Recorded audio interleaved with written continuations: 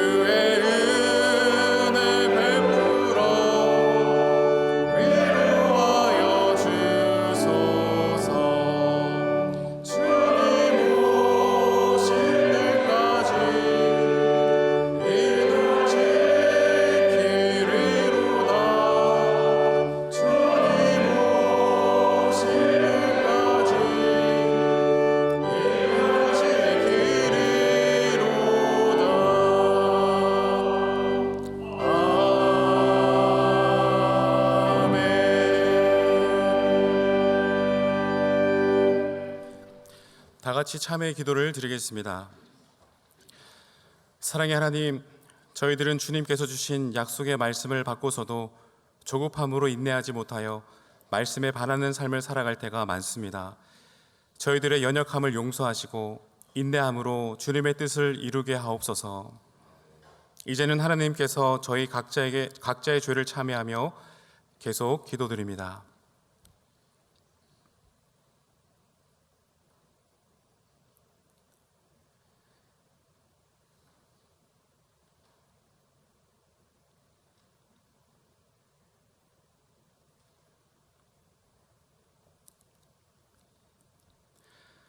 하나님은 자신의 부끄러운 죄를 솔직하게 고백하는 자들에게 말씀하십니다. 너희는 옷을 찢지 말고 마음을 찢고 너희 하나님 여호와께로 돌아올지어다. 그는 은혜로우시며 자비로우시며 노하기를 더디하시며 인애가 크시사 뜻을 돌이켜 재앙을 내리지 아니하시나니 이제 사도신경으로 저희 신앙을 고백하오니 나는 전능하신 아버지 하나님 천지의 창조주를 믿습니다. 나는 그의 유일하신 아들 우리 주 예수 그리스도를 믿습니다. 그는 성령으로 잉태되어 동정녀 마리아에게서 나시고 본디오 빌라도에게 고난을 받아 십자가에 못 박혀 죽으시고 장사된 지 사흘 만에 죽은 자 가운데서 다시 살아나셨으며 하늘에 오르시어 전능하신 아버지 하나님 우편에 앉아 계시다가 거기로부터 살아있는 자와 죽은 자를 심판하러 오십니다.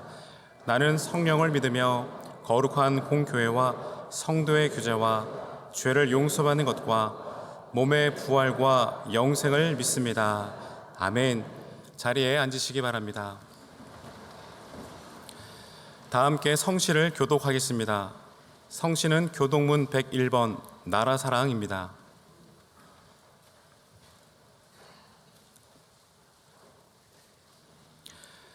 내가 여호와를 찬송하리니 그는 높고 영화로우심이요 여호와는 나의 힘이요 노래시며 나의 구원이시로다. 여호와여 주의 오른손이 권능으로 영광을 나타내시니이다. 여호와께서 시온의 포로를 돌려보내실 때에 우리는 꿈꾸는 것 같았도다.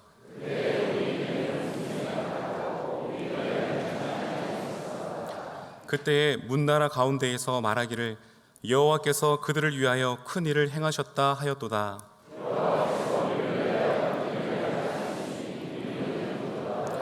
흑암에 행하던 백성이 큰 빛을 보고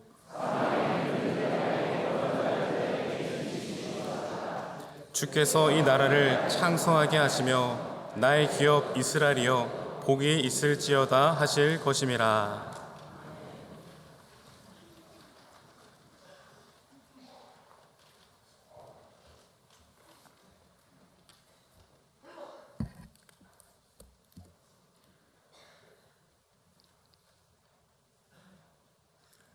신실하시고 변함이 없으신 하나님, 이 아침 광복주일로 드리는 예배로 주님께 찬양과 존귀와 영광 경배를 올려드리오니 우리의 예배를 기뻐 받아주시옵소서. 여호와를 기뻐하는 영락의 성도들이 오이코스와 말씀 산책을 통하여 주님을 만나며 하나님 사랑, 이웃사랑을 실천하며 살아가게 하시니 주님 감사드립니다. 그러나 때로는 우리들의 생각과 뜻을 앞세웠으며 자기의 의를 드러내는 교만과 우리의 말과 행동으로 아버지 마음을 아프게 했던 이 모든 죄를 회개하오니 주님 용서하여 주시옵소서. 영락교회를 사랑하시는 임마누엘의 하나님, 1945년 일제 강점으로부터 해방의 기쁨을 주시고 특별하신 은혜로 그의 영락교회를 세우시고 지켜주신 하나님, 건강한 영락교회에서 우리가 믿음의 경주를 해나가게 하시니 주님 감사드립니다. 아버지 80주년을 기념합니다. 사송 영락교회 건축 및 80주년 사역 위에 온 성도가 마음을 합하게 하시며 오직 하나님 영광 받으시는 기념사업이 되도록 도와주시옵소서. 다음 세대를 세우시는 여호와 이레 하나님, 교육부 각 부서 여름 사역과 청명부 학위 성교위에 성령 하나님 함께하여 주시길 원합니다. 우리 자녀들의 건강을 지켜주시고 모든 사역마다 안전하게 완전하게 승리하도록 도와주시옵소서. 인격적인 하나님을 만나며 모든 사역 우리 하나님이 하셨습니다라는 믿음의 고백이 이루어지도록 도와주시옵소서. 역사의 주관자 되신 하나님, 8.15 광복의 은혜를 화합하지 못하고 둘로 나뉜 민족의 분단은 늘 대립과 긴장 가운데 있습니다. 외부의 적은 물론 내부에 드러난 불의한 세력들이 우리나라의 안보와 주권, 우리 믿음과 신앙을 위협합니다. 주님, 우리 민족을 긍휼히 여겨 주시옵소서.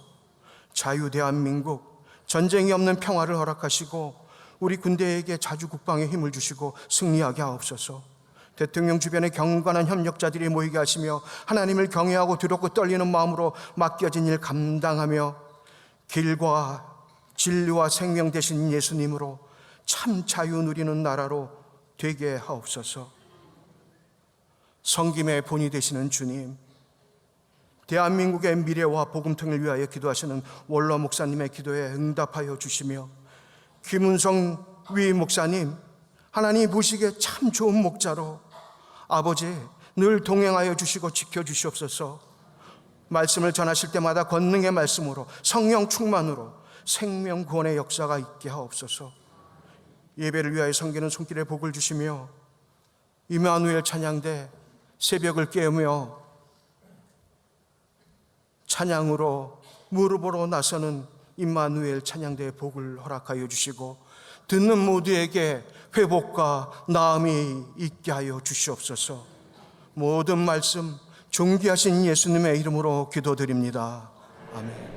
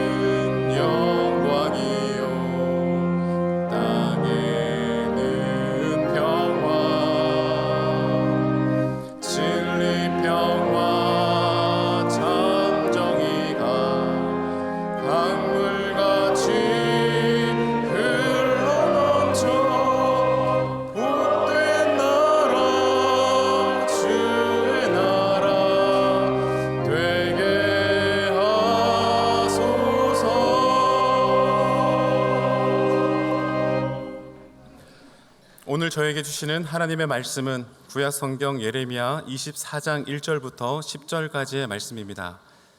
예레미야 24장 1절부터 10절까지의 말씀입니다. 하나님의 말씀을 봉독합니다. 바벨론의 느부갓네살 왕이 유다 왕 여호야김의 아들 요고냐와 유다 고관들과 목공들과 철공들을 예루살렘에서 바벨론으로 옮긴 후에 여호와께서 여호와의 성전 앞에 놓인 무화과 두 광주리를 내게 보이셨는데 한 광주리에는 처음 익은 듯한 극히 좋은 무화과가 있고 한 광주리에는 나빠서 먹을 수 없는 극히 나쁜 무화과가 있더라. 여호와께서 내게 이르시되 예레미야야 네가 무엇을 보느냐 하시매 내가 대답하되 무화과이온데 그 좋은 무화과는 극히 좋고 그 나쁜 것은 아주 나빠서 먹을 수 없게 나쁘니이다 하니 여호와의 말씀이 또 내게 임하니라. 이르시되 이스라엘의 하나님 여호와께서 이와 같이 말씀하시니라. 내가 이곳에서 옮겨 갈대아 인의 땅에 이르게 한 유다 포로를 이 좋은 무화과 같이 잘 돌볼 것이라. 내가 그들을 돌아보아 좋게 하여 다시 이 땅으로 인도하여 세우고 헐지 아니하며 심고 뽑지 아니하겠고, 내가 여호와인 줄 아는 마음을 그들에게 주어서 그들이 전심으로 내게 돌아오게 하리니 그들은 내 백성이 되겠고 나는 그들의 하나님이 되리라. 여호와께서 이와 같이 말씀하시니라. 내가 유다의 왕 시드기야와 그 고관들과 예루살렘에 남은 자로서 이 땅에 남아있는 자와 애굽 땅에 사는 자들을 나빠서 먹을 수 없는 이 나쁜 무화과 같이 버리되 세상 모든 나라 가운데 흩어서 그들에게 환난을 당하게 할 것이며, 또 그들에게 내가 쫓아보낼 모든 곳에서 부끄러움을 당하게 하며 말거리가 되게 하며 조롱과 저주를 받게 할 것이며, 내가 칼과 기근과 전염병을 그들 가운데 보내 그들이 내가 그들과 그들의 조상들에게 준 땅에서 멸절하기까지 이르게 하리라 하시니라. 하나님께서 이 말씀을 통하여 저희에게 은혜 주시기를 원합니다.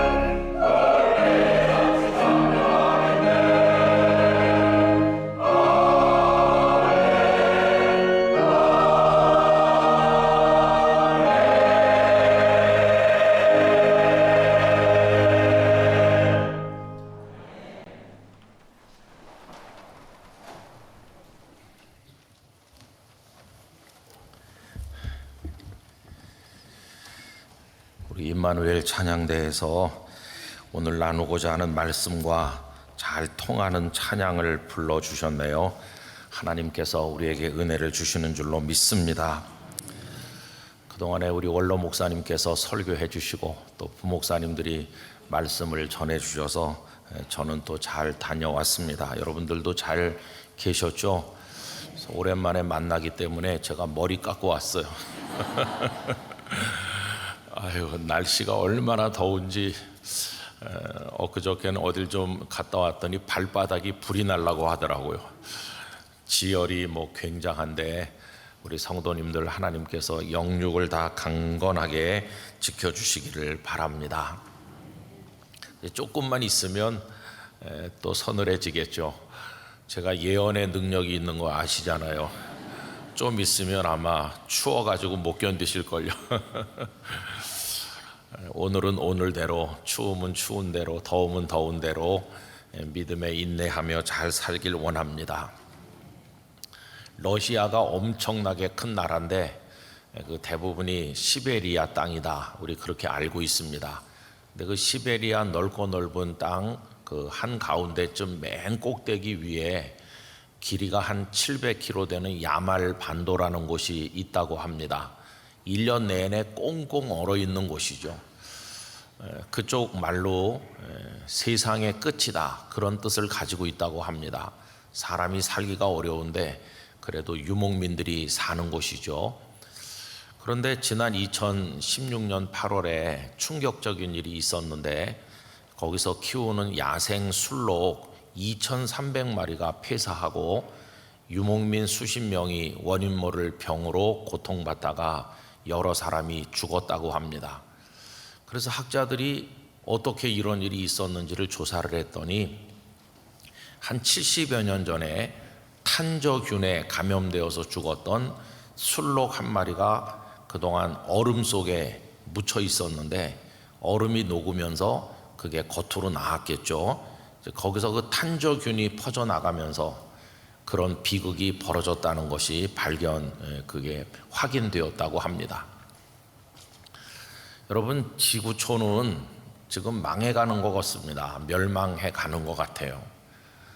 요새 기후 이변이라고 하는 게 얼마나 놀라운지 몰라요. 전 세계가 몸살을 앓고 있죠. 이런 와중에 영구 동토층이라고 하는 1년 내내 얼어 있어야 될 땅들이 무서운 속도로 녹고 있습니다. 북극, 남극, 알래스카 저 위쪽에 그리고 방금 말씀드린 시베리아 다 녹아내리고 있다는 거예요.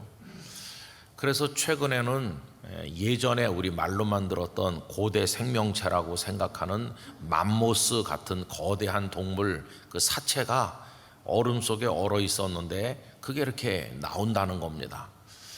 이제 그러면서 어떤 일이 벌어지고 있느냐 하면 예전에 있었던 바이러스들이 계속해서 나오고 있다는 거예요.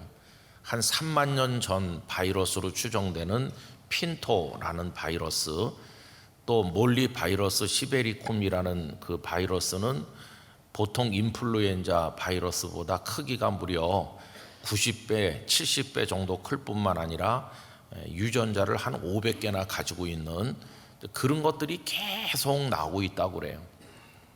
학자들이 우려하는 것은 요즘 살고 있는 동물이나 사람들은 그런 바이러스에 대한 면역력이 전혀 없거나 연약하다는 거죠. 그런 것들이 확산되면은 인류가 멸망한다. 그런 걸 우려하고 있다고 합니다. 꼭 전쟁을 해야 망하는 게 아니고요. 지금 이런 상태로 계속 가다가는 이 지구촌은 멸망한다. 이런 불미스러운 예고들을 하고 있는 거죠. 여러분, 지구가 왜 이렇게 됐을까요?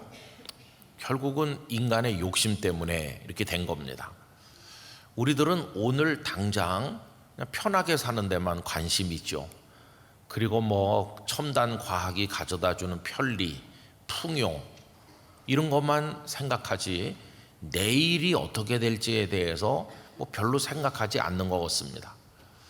그래서 많은 사람들이 탄소 배출량을 줄여야 된다고 말은 많이 하는데 각 나라는 자기 나라의 산업을 발전시키기 위해서 더 많은 탄소를 배출하고 한 사람 한 사람도 자신의 평안한 삶을 위해서 편리한 삶을 위해서 온갖 기기들을 사용하다 보니까 지구촌이 펄펄 끓게 된 것이죠. 여러분, 오늘 우리에게 주어진 편안함과 풍성함과 어떤 향락과 쾌락에 도취돼서 산 결과는 내일의 멸망으로 나타날 수밖에 없게 될 것입니다. 이렇게 내일을 염려하면서 이야기하면 어떤 사람들은 오늘 잘 사는 게 중요하지 내일이 무슨 의미가 있느냐고 말해요. 내일이 있는지 없는지도 모른다고 말하는 사람이 있어요. 여러분, 물론 내일이라고 하는 단어는 상당히 관념적이죠. 우리가 내일이라고 부르는 그 시간도 하룻밤 자고 나면 또 오늘이 되는 거니까 그런 언어적 차원에서는 내일이 없는지도 모릅니다. 오늘만 있을 뿐이죠. 그러나 여러분, 그렇다고 해서 미래가 없습니까? 내일이라고 하는 시간은 아직은 오지 않았지만 존재하고 있는 것이고, 그리고 오늘이란 이름으로 우리 앞에 다가오게 될 시간, 그게 이제 내일인 것이죠. 그래서 우리는 오늘 여기 살고 있지만 내일 그곳에서의 삶을 생각하지 않을 수 없다는 겁니다. 여러분, 성경을 쭉 읽어보면 지혜로운 사람은 어떤 사람이냐 하면 미래를 오늘로 앞당겨서 사는 사람입니다. 그래서 시간을 겹쳐서 사는 거죠.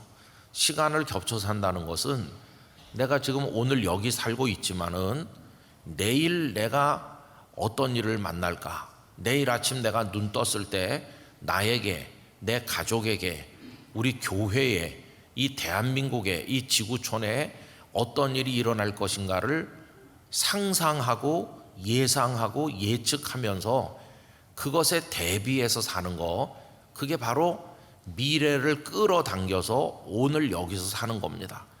그래서 오늘이라는 시간과 내일이라는 시간이 겹쳐지도록 살아가는 사람, 이 사람이 지혜로운 사람인 거죠. 내일을 생각하면서 살면 오늘 어떻게 살아야 될 것인지에 대한 답이 나오는 것이고, 그게 바로 현명함이고 지혜다 하는 것을 알게 됩니다. 저는 우리 영락교회 성도들이 오늘에 취해서 사는 이가 한 분도 없으시기를 바랍니다. 오늘의 여건 때문에 교만해져서는 절대로 안 될 것입니다. 여러분, 오늘 본문 말씀은 그런 의미에서 우리에게 대단히 중요한 교훈을 주고 있습니다. 요즘에 오이코스 성경 읽기가 예레미야서를 읽는 중인데요, 어느 날 하나님께서 예레미야에게 환상을 보여주셨어요. 두 광주리의 무화과를 보게 되었는데 한 광주리에는 아주 좋은 무화과가 담겨 있었고 다른 한 광주리에는 도저히 먹을 수 없는 최악의 무화과가 담겨 있었습니다. 그러면 이 두 광주리의 무화과는 무엇을 가리키는 것일까요? 이 예레미야 24장의 말씀이 주어진 시점은 바벨론의 느부갓네살 왕이 예루살렘을 2번 침공해서 많은 사람들을 포로로 끌고 간 그 이후입니다. 느부갓네살은 BC 605년에 한 번, 그 다음에 BC 597년에 한 번, 이렇게 두 차례 이미 침략을 해서 사람들을 많이 잡아갔어요. 그리고 지금 예루살렘에는 유다의 마지막 왕인 시드기야 왕과 백성들이 남아있는 거죠. 그러니까 이때 유다 백성들은 예루살렘에 남아있는 사람들도 있고 바벨론으로 끌려간 사람들도 있고, 그런 상황에서 이 말씀이 임한 겁니다. 자, 그러면 이 두 광주리의 무화과는 뭘 가르치는 것인가? 여러분, 오늘 말씀 1절에 그 상황을 확인을 하고 우리가 넘어가면 좋겠는데요, 1절 앞부분에 보시면 바벨론의 느부갓네살 왕이 유다 왕 여호야김의 아들 여고냐와, 이 여고냐는 여호야긴 왕을 말하는 거죠, 유다 고관들과 목공들과 철공들을 예루살렘에서 바벨론으로 옮긴 후에, 그때 이 두 광주리의 무화과가 나타난 거죠. 그럼 여러분, 아주 못된 무화과, 아주 좋은 무화과 두 개가 있는데 이게 뭘 가리키는 것일까? 예루살렘에 남아있는 시드기야 왕과 백성들은 이렇게 생각했어요. 야, 저 사람들 참 안 됐어. 포로로 끌려가서 죽도록 고생하고 바벨론 땅에서 천대받고 학대받으면서 어떻게 살 것인가. 저 사람들은 하나님의 저주를 받은 게 틀림없어. 그런데 우리는 어떤가? 우리는 하나님께서 특별한 은혜와 사랑을 베푸셔서 끌려가지 아니하고 이 예루살렘에 남아서 지금 잘 지내고 있으니 하나님이 우리를 사랑하시는 게 틀림없어. 이렇게 생각하면서 우리는 좋은 무화과고 끌려간 저 사람들은 나쁜 무화과라는 식으로 생각을 했던 것이죠. 그런데 이 생각은 정반대의 무서운 착각이었어요. 하나님께서는 반대로 말씀하십니다. 남아있는 시드기야 왕과 백성들은 아주 나쁜 무화과고 끌려간 사람들이 오히려 좋은 무화과라고 오늘 본문에서 말씀을 하는 거죠.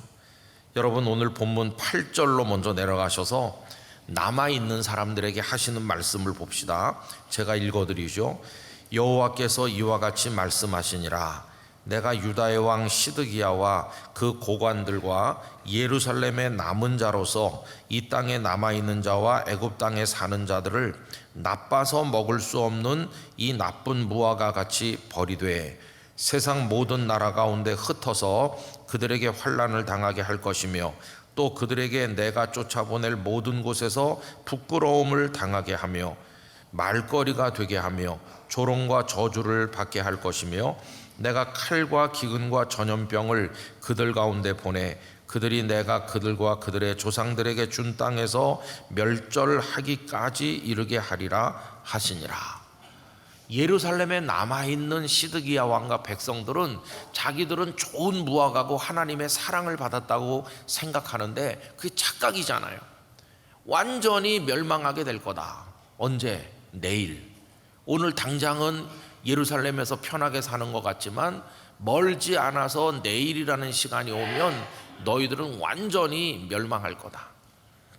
여러분, 불과 몇 년 지나지 않아서 바벨론 느부갓네살 왕이 세 번째 침략했어요. 그게 BC 586년입니다. 그리고는 1년 동안 예루살렘을 에워싸고 있었어요. 성 안에 먹을 게 다 떨어지고 완전한 절망에 이르게 됐는데, 그러다가 BC 586년에 예루살렘은 완전히 멸망했어요. 무수한 사람이 죽임을 당하고 성전이 다 무너져서 폐허가 되고 성벽이 다 파괴되고 시드기야 왕은 도망가다 잡혀와서 두 눈이 뽑히고 끌려가서 죽고, 자기들은 좋은 무화과라고 생각하면서 오늘 당장은 등 따뜻하고 배부르게 살던 그들이 내일이라는 시간이 오니까 이 지경이 된 거예요. 반대로 포로로 바벨론 땅에 끌려간 사람들은 어떻겠습니까? 당장은 죽을 지경이겠죠. 낯선 나라에 포로가 돼서 갔으니 얼마나 고생하겠어요. 그러나 오늘은 고생하지만 내일은 달라요. 내일이 오면 하나님께서 그들을 돌보시고 다시 돌아오게 해주시고 그들을 이끄실 것이라고 말씀하는 거예요. 여러분, 그 말씀이 오늘 본문 5절에서 7절까지 나오죠. 우리 천천히 다 같이 읽어보도록 하겠습니다. 이스라엘의 하나님 여호와께서 이와 같이 말씀하시니라. 내가 이곳에서 옮겨 갈대아인의 땅에 이르게 한 유다 포로를 이 좋은 무화과 같이 잘 돌볼 것이라. 내가 그들을 돌아보아 좋게 하여 다시 이 땅으로 인도하여 세우고 헐지 아니하며 심고 뽑지 아니하겠고, 내가 여호와인 줄 아는 마음을 그들에게 주어서 그들이 전심으로 내게 돌아오게 하리니 그들은 내 백성이 되겠고 나는 그들의 하나님이 되리라. 아멘. 그들이 다 잡혀서 끌려갈 때 남아있는 백성들은 혀를 끌끌 찼을 거예요. 울기도 하고 안타까워하기도 했지만 마음 깊은 데서는 야, 나는 다행이야. 끌려가지 않아서 다행이고 저 사람들 참 불쌍하네. 근데 정작 불쌍한 건 자기인데 그걸 모르는 거예요. 여러분, 끌려간 사람들이 불쌍해 보였지만 어떻게 됐나요? 첫 번째 포로로 끌려갔던 다니엘과 그의 친구들은 높은 자리에 올라가서 거기서 잘 지냈고, 에스더 같은 사람은 나중에 왕후가 되었고, 물론 그 뒤 후손입니다마는, 그리고 느헤미야 같은 사람도 아닥사스다 왕의 측근 인사가 되었죠. 그리고 에스라 같은 사람도 존귀한 대접을 받았고, 수룹바벨은 총독이 되었고, 그러다가 그 중에 일부는 하나님의 말씀대로 70년이 지났을 때 다 유다로 돌아와서 무너진 성전도 다시 짓고, 느헤미야 때는 성벽도 다시 재건하고, 그리고 에스라가 와서 하나님의 말씀을 통한 신앙의 부흥도 일어나게 하셨죠.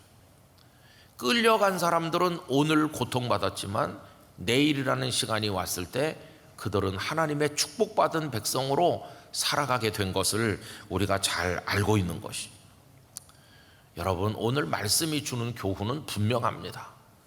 오늘 편안한가? 이게 중요한 게 아니라는 거예요. 오늘 편안해도 내일 멸망한다면 이게 심각한 거 아니겠어요? 그래서 성도는 오늘 내 형편을 보고 안심해서도 안 되고 그것에 대해서 교만해서도 안 된다는 거예요. 오늘은 내가 이렇지만 내일 나는 어떨 것인가? 그래서 내일에 가서 그 때를 상상해 보면서 내일의 안목과 시선을 가지고 오늘 나의 삶을 바라봐야 되는 거예요. 내일이 되었을 때 나는 어떨까를 생각하면서 오늘 내가 이렇게 살아도 되는 건가? 아니면 내 인생을 바꿔야 되는 건가? 내일을 위해서 나는 오늘 어떤 결단을 하고 살아야 되는지 이걸 생각해야 되는 거죠. 여러분, 오늘은 광복절을 생각하면서 지키는 주일입니다. 일제의 혹독한 억압에서 기적 같은 능력을 행하셔서 우리를 건져주신 우리 하나님께 깊은 영광과 찬송을 올려드립니다. 근데 그때는 하나님께서 우리를 일제 억압에서 건지셨어요. 그게 광복이었습니다. 그럼 79년이 지난 오늘에 와서는 무엇이 광복일까요? 그때는 일제에 억압당했는데 지금은 우리가 무엇에 억압당하고 있습니까? 우선 제일 먼저 말할 수 있는 것은 분단이죠. 세계 유일의 분단 국가로서 일제 억압 그 이상의 마음의 고통과 삶의 고통을 우리 국민들이 지금 겪고 있는 거 아닙니까? 하나님께서 우리를 이 분단의 고통에서도 건져주시기를 간절히 기도해야 됩니다. 자, 그런데 여러분, 그거 말고도 우리를 지금 위협하고 있는 것은 오늘에 취해 살고 있는 우리 국민들의 부패된 정신이라고 생각합니다. 지금 대한민국 국민들은 오늘에 도취돼서 살고 있어요. 오늘. 내일을 생각하는 사람이 별로 없는 것 같아요. 언뜻 보면 대한민국은 잘 사는 것 같아요. 경제력도 이제는 세계 10위권 그 진입을 눈앞에 뒀을 만큼 대단한 힘을 가지고 있는 것처럼 보이고 몇몇 분야에서는 세계 1위에 도달해 있습니다. 거기다가 뭐 한류 문화라든지 한류 음식, 한류 패션, 뭐 여러 가지 앞에 K자가 붙은 것들이 세계 사람들에게 어필하고 있는 것도 사실이고, 그리고 많은 선수단을 보내지 않았지만 이번에 파리 올림픽에서도 그래도 10위권 안에 드는 성적을 거두면서 국위를 선양한다고 그러고, 야, 대한민국이 괜찮아 이렇게 생각하고 있어요. 우리도 잘 먹고 잘 살면서 이 대한민국의 풍요 속에 푹 빠져 있는 거죠. 그런데 만약에 오늘 우리가 예루살렘에 남은 시드기야와 그 백성들의 입장과 같은 것이라면, 오늘의 도취되어 산 결과 내일 우리에게 멸망이 온다면 어떻게 하면 좋겠습니까?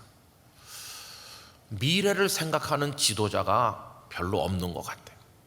정치하는 분들은 당장 오늘 표를 얻기 위해서 내일 우리 후손들이 빚더미에 앉든지 말든지 선심성 정책을 계속 펴나가고 있어요. 내일 빚더미에 앉을 걸 생각 안 해요. 우리 국민들도 그래요. 내일을 위해서 허리띠를 졸라매는 절제의 미덕을 보이는 사람이 별로 없어요. 그냥 있는 대로 오늘 다 먹고 마시고 취하고 향락 퇴폐적인 것들에 빠져들고 마약이 얼마나 빠른 속도로 퍼져가고 있는지, 야, 이렇게 살다가 대한민국이 내일이 있을까? 그런 걱정이 너무 많아요. 거기다가 내일을 준비하는 지혜를 보여야 될 교회조차도 세속화됐어요. 세상의 삶의 방식이 성도들의 영혼 속으로 들어와 있고 이 교회 모든 것들이 얼마나 세상의 물결에 떠내려가고 있는지. 그래서 가만히 생각해 보면 하나님, 우리의 내일이 두렵습니다. 어떤 내일이 우리를 기다리고 있을 것인가. 나중에 몇십 년쯤, 아니 그보다 더 짧은 시간 안에 우리들의 자녀들의 삶이 다 망가지고 한국 교회가 텅텅 비어서 빈 예배당 그래서 팔려나가고 한국 사회가 무질서해지고 마약에 취한 사람들이 길바닥에서 비틀거리면서 이 땅에 전쟁이라도 일어나면 누가 막아낼 수 있으며 이 나라가 미래가 있나, 이런 걱정을 하면 정말 잠이 오지 않을 때도 있는 거죠. 오늘 우리가 1년에 한 번씩 나라를 생각하면서 광복절 기념주의를 지키고 기도하는 이유가 뭡니까? 내일을 위한 거 아닙니까? 내일 건강한 나의 인생, 내일 건강하고 복된 나의 가정, 내일 부흥하고 하나님의 뜻을 이루는 하나님의 교회들, 내일 축복을 받는 대한민국과 우리 민족이 되기 위해서 오늘 그렇게 하는 거 아니겠어요? 저는 오늘 일부 예배에 참여하신 모든 분들이 내일의 홍수에 대비하여 오늘 방주를 만들었던 노아의 마음으로 살아가게 되기를 원합니다. 예수님은 마태복음 25장에서 같은 성격의 비유를 연거푸 3번이나 말씀하심으로써 내일을 대비한 오늘의 삶이 어떠해야 되는지를 알려주셨죠. 첫 번째 비유는 10처녀의 배우인데 이 10명의 처녀가 기름과 등잔을 준비할 수 있는 오늘이란 시간 동안에 잘 준비하면 내일 신랑이 올 때 영접할 수 있을 텐데, 슬기로운 처녀는 그렇게 했지만 어리석은 처녀는 기름이 부족해서 오늘 제대로 준비 못해서 내일이 왔을 때 신랑을 영접하지 못하고 문 밖에서 두드리다가 돌아가는 불쌍한 신세가 되잖아요. 두 번째 비유는 달란트 비유인데 주인에게 달란트를 받아서 땀 흘리며 충성하는 오늘이라는 시간 동안에 잘한 사람들은 내일 주인이 오셔서 회개할 때 달란트를 내드리면서 착하고 충성된 종이라고 칭찬받을 수 있는 반면에 오늘 파묻어 놓은 사람은 내일 악하고 게으른 종이라고 쫓겨나는 거죠. 세 번째 비유는 양과 염소의 비유인데 주신 기회를 선용해서 헐벗고 굶주린 사람들을 오늘이란 시간 동안에 잘 돌본 선한 사람은 너희를 위해 준비된 영원한 생명으로 들어가라고, 그 주인이 인자가 오셔서 심판하는 내일 복을 받지만, 그러나 그 기회를 악용하고 다 흘려보내고 어려운 사람들을 돌보지 않고 그렇게 보낸 오늘 부실하게 산 사람은 인자의 심판이 오는 내일 영벌에 떨어지 그런 결과를 받게 되잖아요. 여러분, 예수님께서 이 비유를 연거푸 말씀하신 이유는 그만큼 이것이 중요하기 때문에 강조하시기 위함이라고 생각을 하는 것입니다. 예수님을 믿는 구조도 똑같습니다. 오늘 우리가 예수님을 왜 믿는가? 그 내일 영원한 천국을 얻기 위해서입니다. 부산에 있을 때 전도 집회를 열었어. 그래가지고 새로 이제 모시고 오신 안 믿는 분들을 향해서 복음을 전도했어요. 그 이후에 해운대에서 금은방을 경영하시는 부부가 열심히 나왔습니다. 세례도 받고 착실하게. 그래서 1년 후에 그분들이 신앙 간증을 했습니다. 어떻게 해서 예수님을 믿게 됐나? 누가 나를 여기 데려왔습니다. 거기까지는 다 비슷한데 믿기로 결심한 동기가 좀 재미있어요. 그날 왔는데 제가 설교를 하면서 여러분, 내일 천국과 지옥이 있다고, 물론 천국과 지옥을 미리 가보지 않았으니까 여러분들은 의심하겠지만 혹시 있을지도 모르니까 오늘 보험을 들어놓는 게 어떠시겠어요? 오늘 예수님을 믿으면 내일 생명의 구원을 얻을 거라고 제가 그렇게 말을 했는데 그분들이 그 얘기를 듣고 오늘 보험 듭시다. 부부가 그렇게 의논해가지고 보험 드는 심정으로 예수님을 믿게 됐다는 거예요. 그러다가 그게 참 믿음이 된 거죠.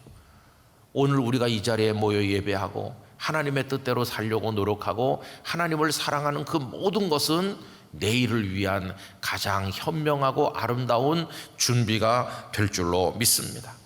그래서 여러분, 오늘을 보면서 교만해도 안 되고 오늘을 보면서 절망해도 안 돼요. 나는 잘 잘 살고 있어. 글쎄 정말 그럴까요? 그래서 내일도 정말 좋은 결과가 있을까요? 나는 지금 죽을 지경이야. 그래서 정말 이대로 끝나는 것일까요? 아닙니다. 오늘 내가 고난받고 오늘 눈물이 흐르고 오늘 내 삶이 힘들어도 내일 하나님께서 내 손을 들고 네가 승자다 이렇게 하시고 우리에게 면류관 씌워주신다면 그 사람이 진정한 승자인 줄로 믿습니다. 그러나 반대로 아무리 오늘 내가 대단한 대접을 받으면서 살아도 내일 하나님 앞에서 쫓겨나는 사람이 된다면 그건 오늘 내일 할 거 없이 인생의 패배자가 되고 마는 것이죠. 여러분, 지금 우리는 여기 있습니다. 오늘에 있습니다. 그러나 우리의 영혼의 중심, 삶의 무게중심은 내일에 두고 살면서 내일의 눈으로 오늘 우리의 삶을 점검하고 확인하고 결단하고 노력하며 하나님의 은혜를 얻어 살아가기를 간절히 바라는 것입니다. 그것을 위해서라면 오늘의 고통도 좀 견뎌야 되는 것이죠. 오늘 눈물 나는 것도 좀 참아야 되는 것이죠. 오늘이라는 힘든 시간을 잘 견디면 하나님 반드시 영광을 우리에게 주실 것입니다. 고린도후서 4장 17절은 이렇게 말씀합니다. 우리가 잠시 받는 환난에 경한 것이 지극히 크고 영원한 영광에 중한 것을 우리에게 이루게 함이니.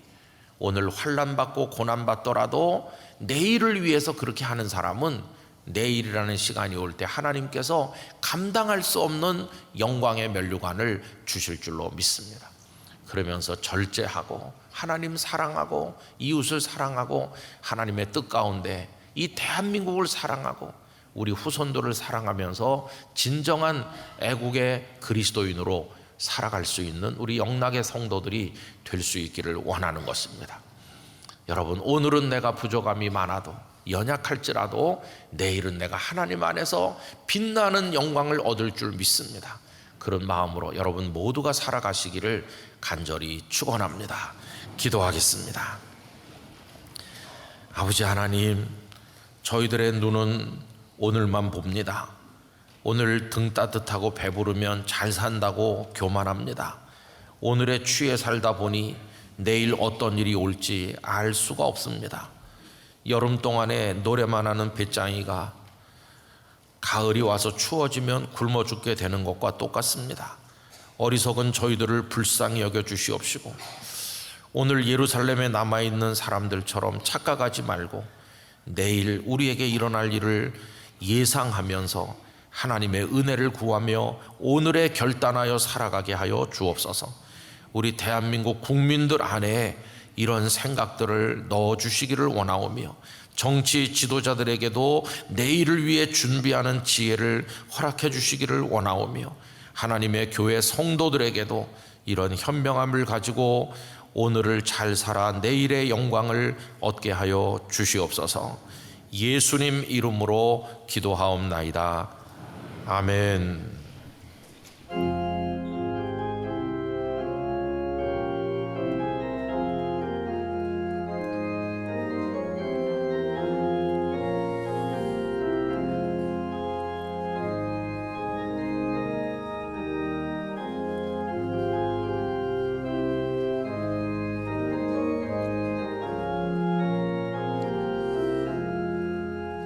어느 민족 누구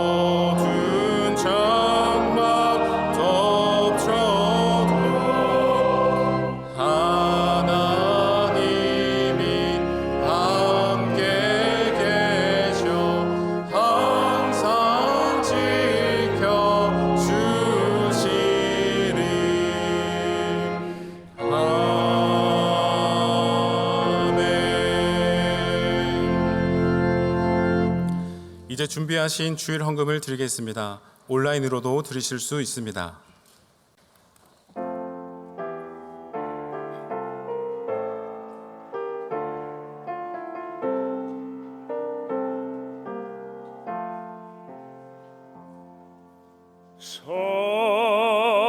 사랑하는 자들아, 우리가 서로 사랑하자. 사랑은 하나님께 속한 것이니 사랑하는 자마다 하나님께로 낫도다.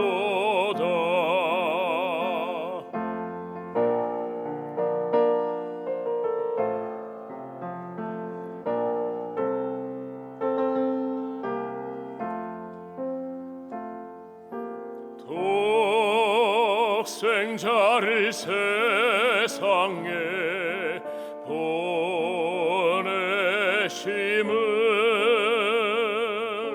우리를 살리게 하시려 화목제로 보내셨도다. 화목제로 보냈도다.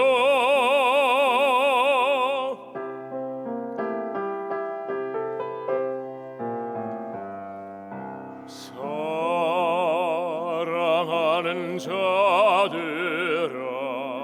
서로 사랑하자. 사랑은 하나님께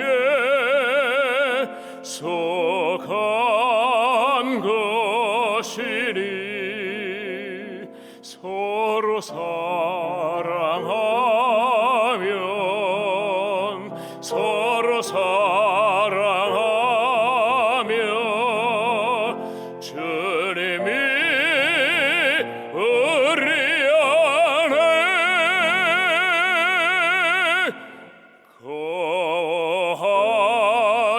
거하시리로다.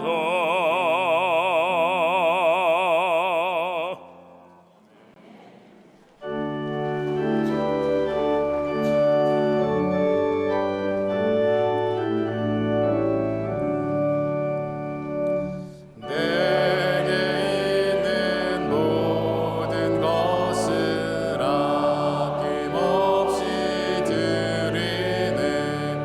사랑하고 의지하며 주만 따라 살리라.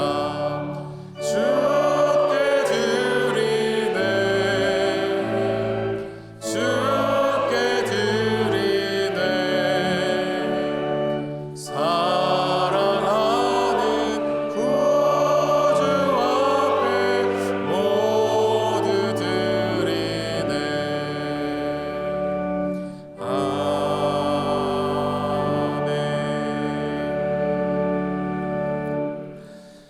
모든 것을 아낌없이 공급해 주시는 아버지 하나님, 이 시간 온 마음과 정성을 다해 예물에 담아 하나님 앞에 감사함을 올려드립니다. 주님 기쁘게 받아주시고 주님 나라 확장 사역 위에 귀하게 사용하여 주시옵소서. 하나님, 내일을 보는 눈으로 주님께서 허락하신 오늘을 살아가는 또한 우리 모두가 되게 하여 주시옵소서. 모든 것을 주님에 감사드리며 예수 그리스도 이름으로 봉헌 기도 드립니다. 아멘. 자리에 앉으시기 바랍니다. 2024 북적북적 독서행사 공모전 영상을 시청하시겠습니다.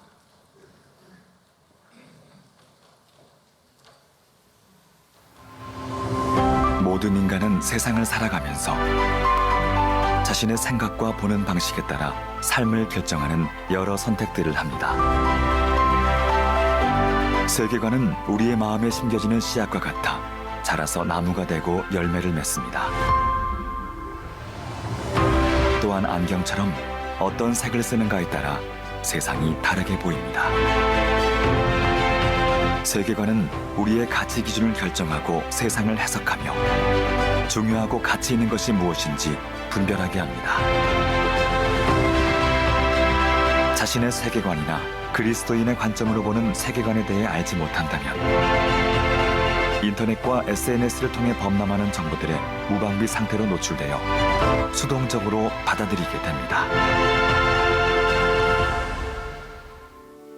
2024년 북적북적 독서행사 공모전 2024년 북적북적 독서행사 공모전에서는 다양한 세계관이 존재하는 현 시대를 살아가며 다음 세대로 이어질 수 있는 기독교 세계관에 대해 생각해보는 시간을 마련하였습니다. 내가 실패하면 어떡하지? 좌절하면 어떡하지? 루저가 되면 어떡하지? 라는 그런 불안을 항상 안고 살아갑니다. 그런데 항상 우리가 기억해야 될 것은 크신 하나님이 우리와 함께 하신다는 것 항상 기억했으면 좋겠습니다.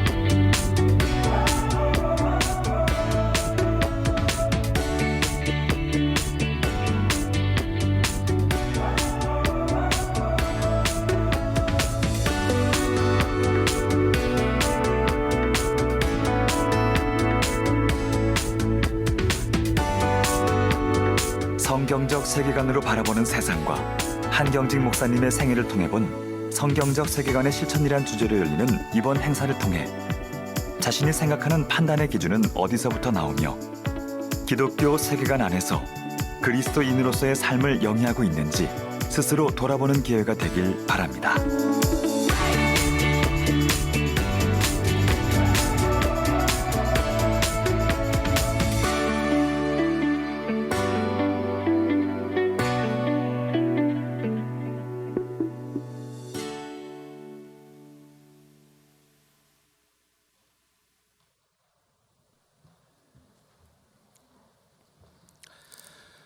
새가족 여러분을 주님의 이름으로 환영합니다. 봉사관 1층 새가족 접수처에서 등록을 도와드립니다. 또는 교회 홈페이지에서 새가족 등록이 가능합니다. 유아 세례식이 9월 1일 찬양 예배 시 본당에서 있습니다. 접수는 8월 18일 주일 오후 2시까지 봉사관 2층 각 교구 전도사가 받습니다. 자세한 내용은 주보를 참고해 주시기 바랍니다. 별세자 소식입니다. 안양 수원 교구 59역 이형훈 성도님이 별세하셨습니다. 고인은 김양자 은퇴 권사님의 남편이 되십니다. 8월 12일 월요일 오전 5시 30분 CT병원 장례식장에서 장례의식이 있습니다. 강동 송파교구 72구역 정소자 은퇴 권사님이 별세하셨습니다. 고인은 이두호 성도님의 아내가 되십니다.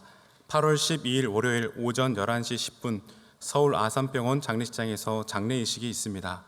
슬픔을 당하신 유가족들에게 하나님의 위로가 함께 하시길 바랍니다. 이 시간 함께 암송할 8월 말씀은 구약성경 잠언 25장 13절입니다. 충성된 사자는 그를 이렇게 시작합니다. 다 함께 암송합니다. 충성된 사자는 그를 보낸 이에게 마치 추수하는 날에 얼음 냉수 같아서 능히 그 주인의 마음을 시원하게 하느니라. 잠언 25장 13절 말씀. 아멘. 다 같이 일어나셔서 앞뒤 좌우에 계신 분들과 함께 인사 나누겠습니다. 내일의 눈으로 오늘을 봅시다.